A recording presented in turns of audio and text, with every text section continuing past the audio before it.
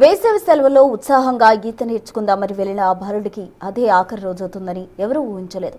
Kushaiguda police station పరిధిలో స్పోర్టివో sports complex లో తీవ్ర విషాదం చోటు చేసుకుంది. బిఎన్ రెడ్డి నగర్ కు చెందిన 11 ఏళ్ల రిత్విక్ ఈత నేర్చుకోవడానికి వెళ్లి స్విమ్మింగ్ పూల్లో మునిగి ప్రాణాలు కోల్పోయాడు. సరైన భద్రతా చర్యలు, వస్తువులు లేకుండానే స్విమ్మింగ్ పూల్ నిర్వహిస్తున్నారని స్థానికులు ఆరోపిస్తున్నారు.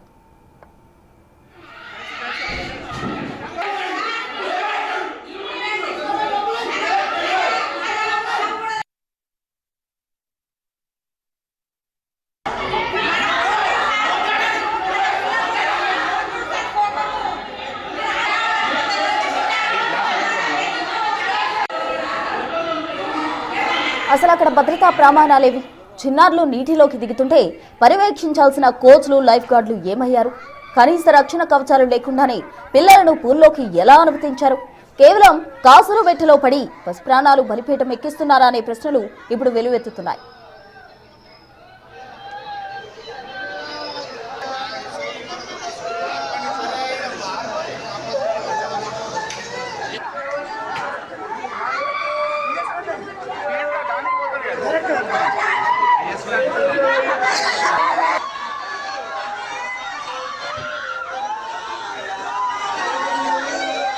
అయితే కేవలం కాసుల కక్కుర్తితో కనీస భద్రతా ప్రమాణాలు పాటించకుండానే సమ్మర్ క్యాంపులు నిర్వహిస్తున్నారా?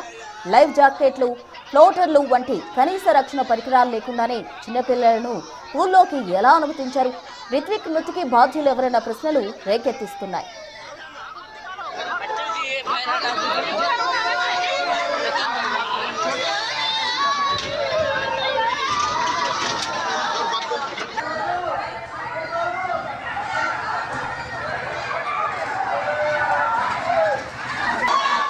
ఘటనపై కేసు నమోదు చేసిన పోలీసులు దర్యాప్తు చేపట్టారు.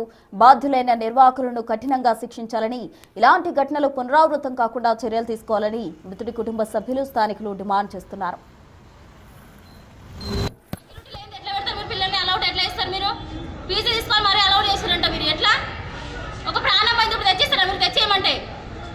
ఫోర్ మెంబర్స్ వచ్చారు, మా పిల్లలే. అయితే అక్కడ ఎవరైనా ఉండాలి కదా సార్ పక్కకి, పిల్లలు స్విమ్మింగ్ చేసినప్పుడు. పిల్లలు తెలియక స్విమ్మింగ్ పూల్ మరి ఎట్లా పోయారో తెలియదు, మనకి లోపలికి పోయిందంట. పోవడం